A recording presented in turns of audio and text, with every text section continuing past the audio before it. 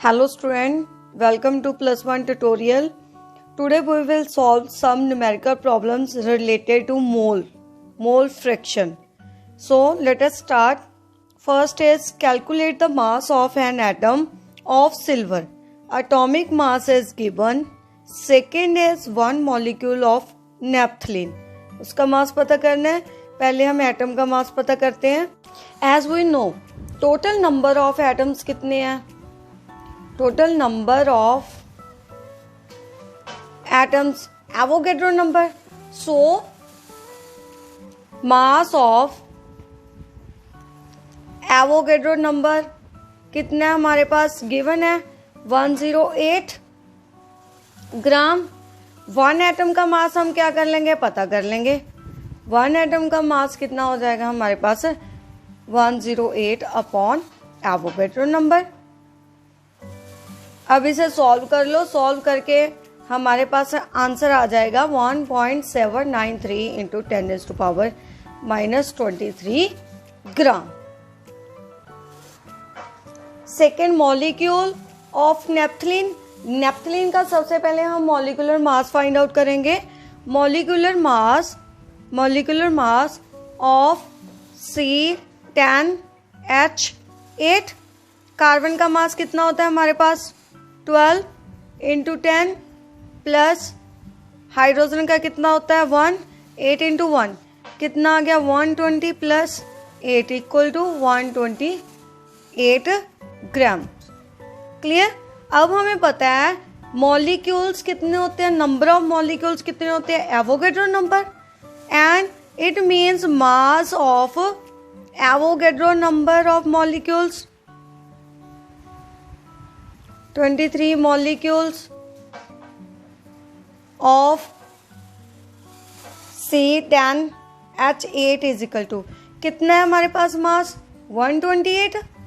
One molecule में कितना हो जाएगा? इसको डिवाइड कर दो 128 को एवोगैड्रो नंबर के साथ इंटू 10⁻23. डिवाइड करके देख लो, कैलकुलेट करके कितना आ जाएगा हमारे पास बेटा? 2.12 इंटू 10⁻⁻22 ग्राम.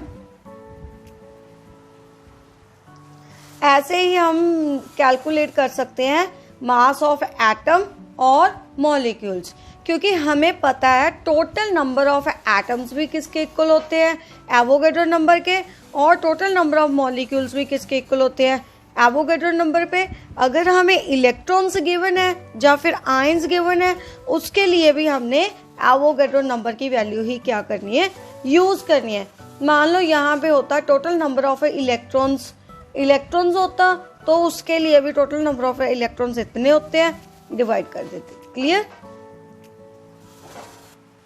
नेक्स्ट एक और देखिए, calculate mass of one atom of carbon 14.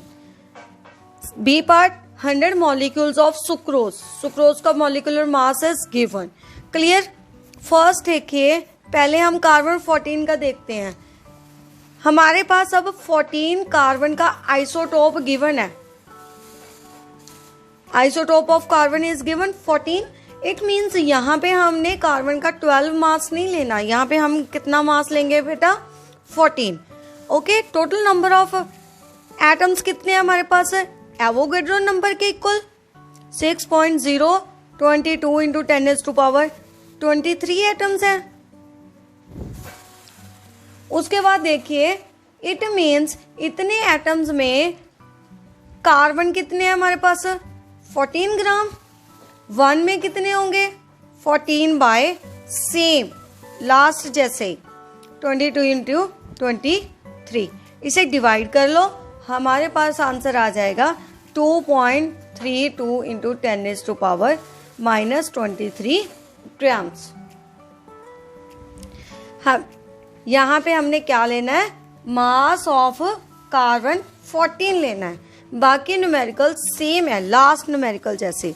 B part देखिए, अब यहाँ पे हमें 100 मॉलिक्यूल्स ऑफ सुक्रोज गिवन है. अब देखिए टोटल नंबर ऑफ मॉलिक्यूल्स हमारे पास कितने? एवोगैड्रो नंबर के इक्वल 23 मॉलिक्यूल्स. एंड हमारे पास मॉलिक्यूलर मास गिवन है, कितना हो जाएगा, equal to 342 grams. It means 1 में कितने हो जाएंगे, 342 अपॉन एवोगैड्रो नंबर 10⁻23। एंड हमें कितने मॉलिक्यूल्स में फाइंड आउट करने हैं, 100 मॉलिक्यूल्स में। तो 100 में कितने होंगे, इसको क्या कर दो, 100 से मल्टीप्लाई, 22 इंटू 10⁻23 इंटू 100। अब इसे सॉल्व कर लीजिए। सॉल्व करके हमारे पास टोटल आंसर आ जाएगा 5.68 इंटू 10⁻⁻⁻20 ग्राम। ऐसे ही हम कैलकुलेट कर सकते हैं मास ऑफ एटम, मॉलिक्यूल, जितने भी गिवन है उसके अकॉर्डिंग हम क्या कर लेंगे, फाइंड आउट कर लेंगे।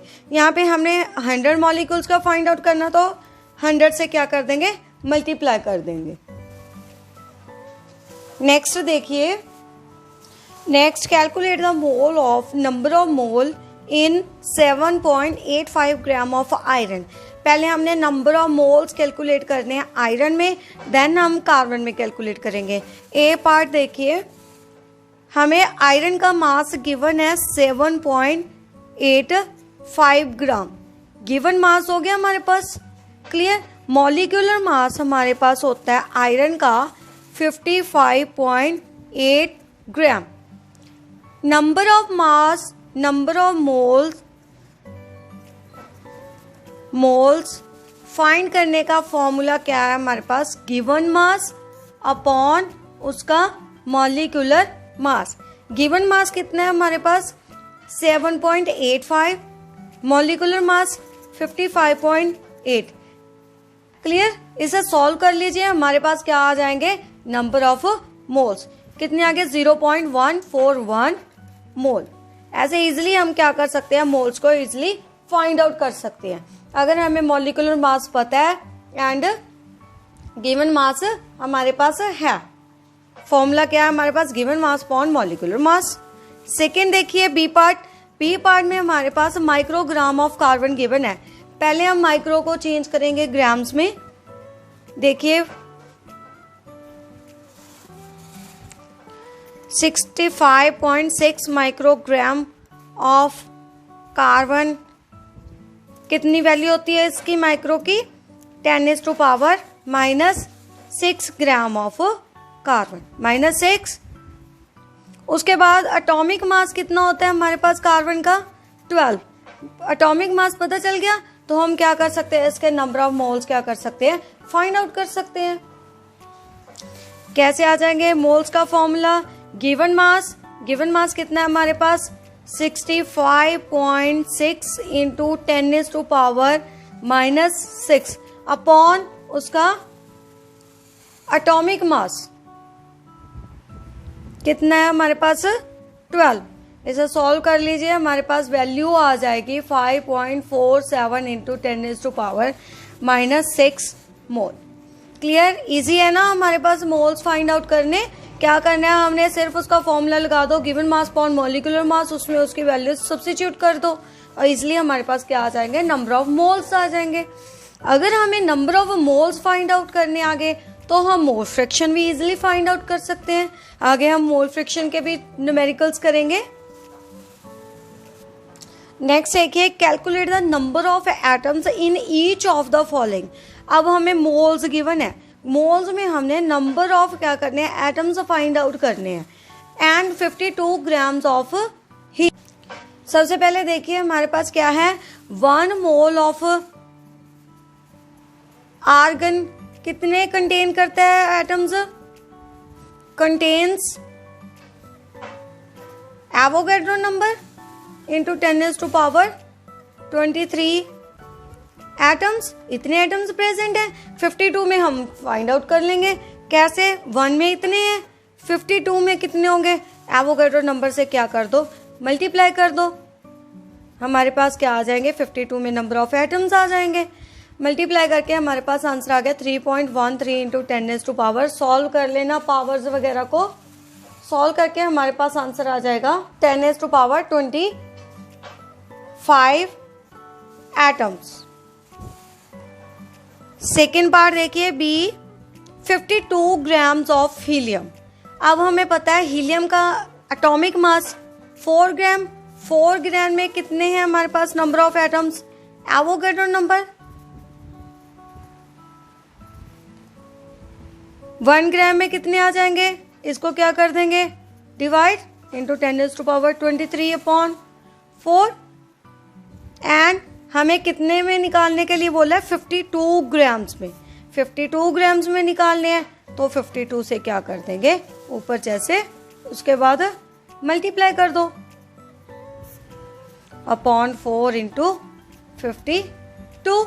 मल्टीप्लाई करके सॉल्व कर लो, ये इससे कट जाएगा।